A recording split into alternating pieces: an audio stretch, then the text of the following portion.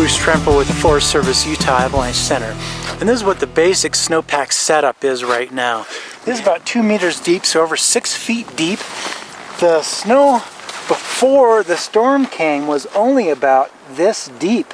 The avalanches are breaking down near the ground here on this weak layer of faceted snow, depth hoar near the ground, and the storm piled this much weight on top of it. So it almost doubled the amount of weight that the weak layer down near the ground was carrying. That's why we had so many avalanches.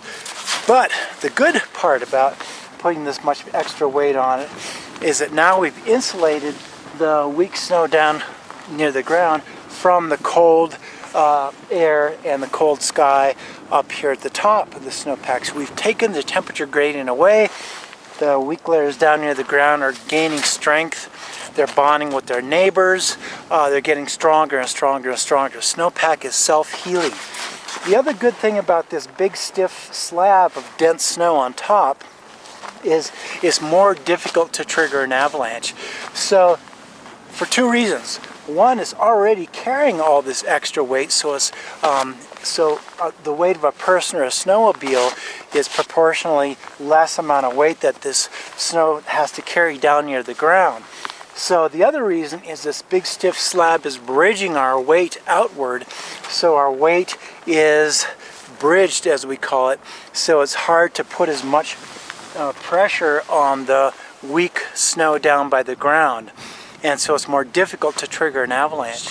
But that's a double-edged sword. Yes, the avalanches are more difficult to trigger, but if you do trigger them, they're much larger, more dangerous avalanches because they're huge. They'll take out the entire snow packs, the entire season snowpack, as well as being very wide and very deep. So the place you're most likely going to trigger these avalanches is in a shallower spot.